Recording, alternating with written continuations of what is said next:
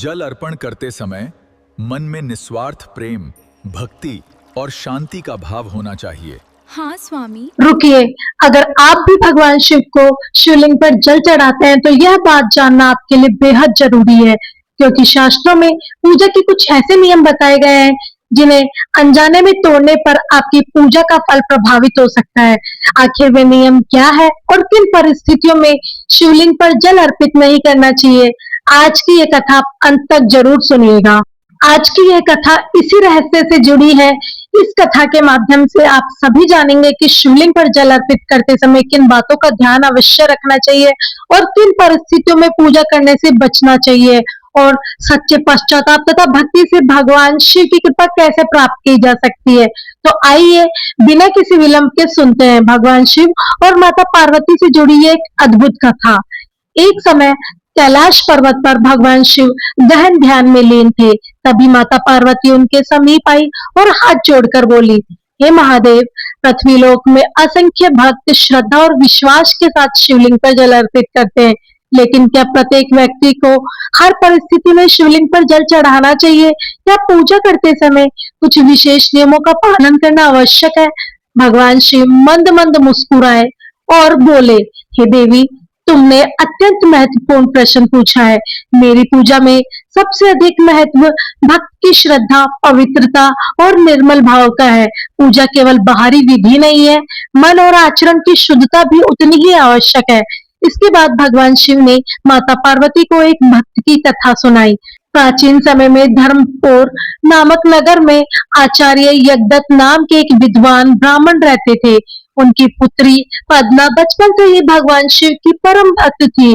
पद्मा प्रतिदिन प्रातःकाल उठती, स्नान करती और पूरे श्रद्धा भाव से भगवान की पूजा करती।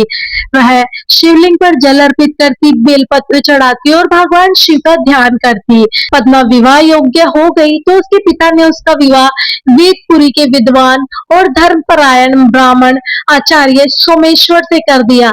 विवाह के बाद भी पद्मा की भक्ति में कोई कमी नहीं आई। वह अपने पति और सास ससुर की सेवा करती और प्रतिदिन भगवान शिव की पूजा करती।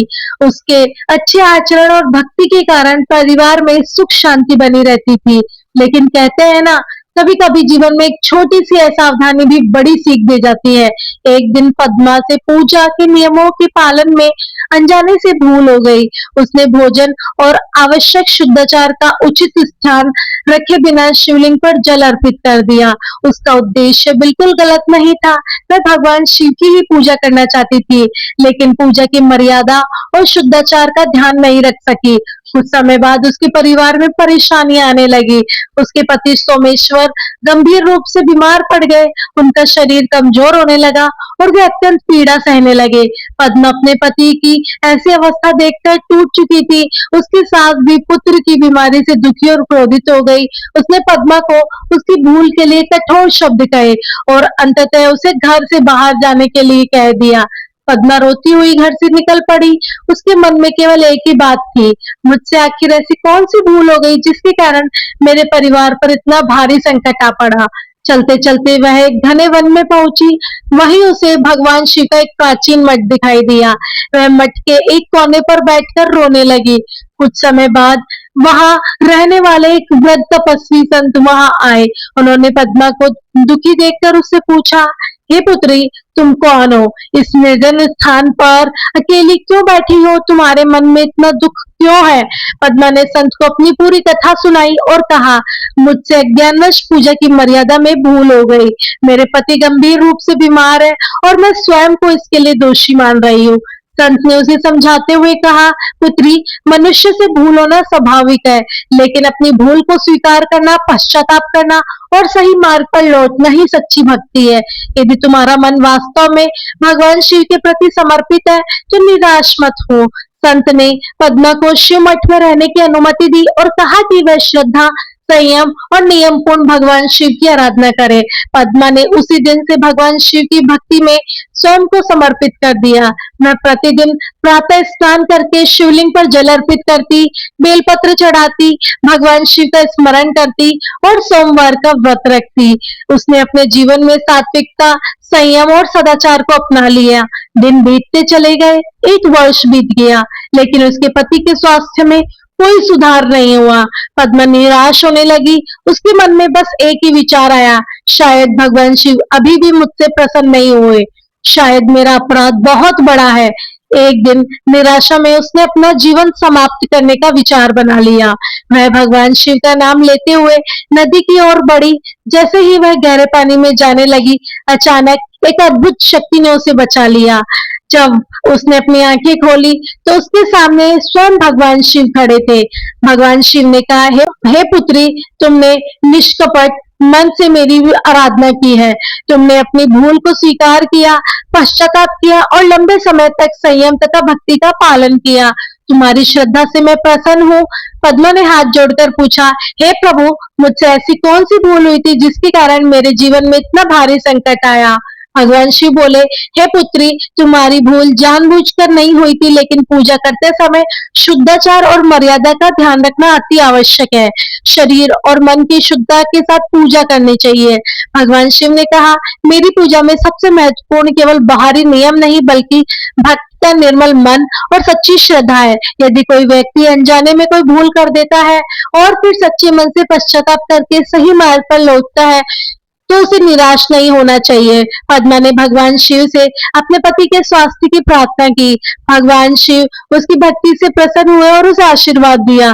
कथा के अनुसार भगवान शिव ने अपने पूजा में अर्पित बेलपत्रों में से कुछ बेलपत्र उसे अपने पति को देने के लिए कहा। पद्मा ने भगवान शिव का स्मरण करते हुए वे बेलपत्र अपने पति को दिए। कुछ समय बाद उसके पति का स्वास्थ्य में सुधार आने लगा और वह धीरे धीरे पूरी तरह से स्वस्थ हो गए। जब पद्मा अपने पति के साथ वापस घर पहुंची तो परिवार में भी पश्चाताप और प्रेम का भाव उत्पन्न हुआ। सभी ने अपनी भूलों को समझा और भगवान शिव की आराधना की और फिर से मन लगाकर पूजा की। तो चलिए अब जानते हैं कि हमें इस कथा से क्या सीख मिलती है। सबसे पहली और सबसे महत्वपूर्ण बात, भगवान शिव को दिखावा नहीं, सच्चा भाव प्रिय है। इसलिए पूजा करते समय मन को शांत और निर्मल रखने का प्रयास करना चाहिए। दूसरी बात, स्नान, स्वच्छ वस्त्र और पूजा की उचित तैयारी करना अच्छी परंपरा मानी जाती है। तीसरी बात, भक्ति केवल मंदिर तक सीमित नहीं होती, हमारा व्यवहार, विचार और कर्म भी हमारी भक्ति का हिस्सा है।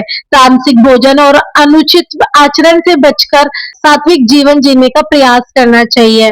शिवलिंग पर पूजा सामग्री अर्पित करते समय कुछ परंपराओं का अवश्य ध्यान रखना चाहिए, जैसे कि सामान्य रूप से शिव पूजा में जल और बेलपत्र का विशेष महत्व माना जाता है।